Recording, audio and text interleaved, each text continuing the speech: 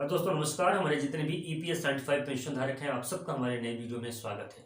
दोस्तों, EPS 75 pension धारकों के मुद्दे पे आए दिन बातें होती रहती हैं और आप लोगों को बहुत सारी अपडेट जो तो यूट्यूब चैनलों के माध्यम से या पेज के माध्यम से या आपको प्रिंट मीडिया, डिजिटल मीडिया के माध्यम से दिखाई जाती है, बताई जाती है। दोस्तों, ये मैं आपको बता दूं कि जब ईपीएस 75 पेंशन धारकों के पेंशन वृद्धि को लेके तकरीबन 2 से 2.5 महीना पहले ही एक सीबीटी की बैठक हुई थी।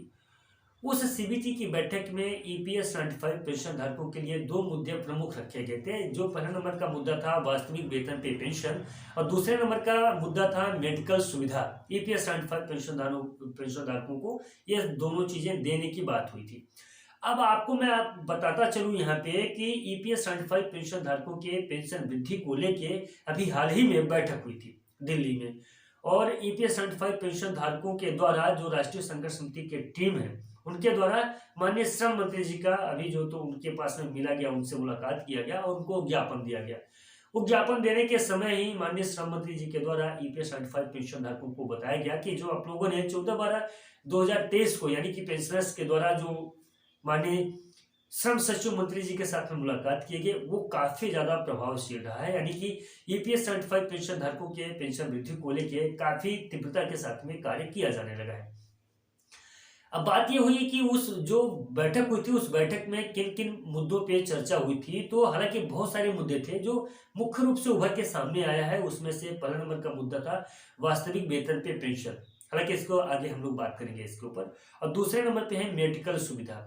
अगर दोस्तों ये दोनों मुद्दों पे बात हुई थी, माननीय श्रम मंत्री जी को राष्ट्रीय संघर्ष समिति की टीम के सदस्यों को द्वारा उनको ज्ञापन दिया गया और जो तो इन बातों पे चर्चाएं हुई। उनके द्वारा बताया गया कि श्री आरती आहूजा जी के द्वारा बैठक को काफी तीव्रता के साथ में पेपरों का आदान प्रदान बहुत तीव्रता के साथ में हो रहा है। यानी कि आने वाले समय में जनवरी के लास्ट तक ईपीएस 75 पेंशन धारकों के पेंशन में वृद्धि को लेकर कुछ न कुछ ठोस डिसीजन पे पहुंचा जा सकता है।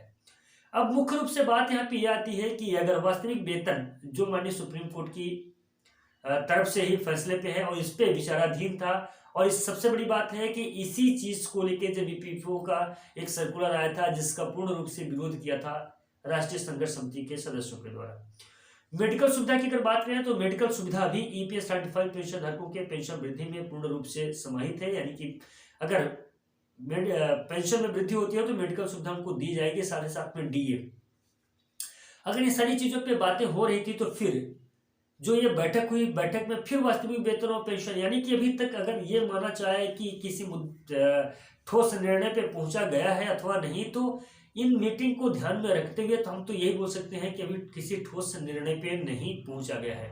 क्योंकि इसके पहले भी जो सीबीटी की बैठक हुई थी उस सीबीटी की बैठक में भी इसी मुद्दे पे बात हुई थी। ईपीएफओ के साथ में जो समझौता हुआ था उस समझौते में भी इसी मुद्दे को लेकर चर्चा हुई थी।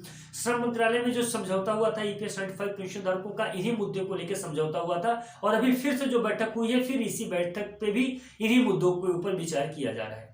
यानी कि ये इसी मुद्दे पे जब चर्चा हो रही है, इसी मुद्दे पे विचार किया जा रहा है, तो किसी ठोस निर्णय पे भी पहुंचा नहीं गया है। कुल मिला के ये है, जैसे ही ठोस निर्णय पे पहुंचा जाएगा कोई अपडेट सामने निकल के आएगी तो उसकी जानकारी मैं आपको दे दूंगा।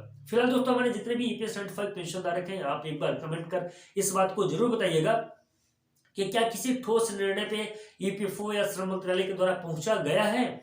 और अगर पहुंचा गया है तो फिर दोबारा वास्तविक वेतन और मेडिकल सुविधा जैसे मुद्दे पे चर्चा क्यों हो रही है, आप कमेंट में हमको जरूर बताइएगा। मिलते हैं नए वीडियो में और नए अपडेट में, तब तक के लिए नमस्कार, जय हिंद, जय भारत।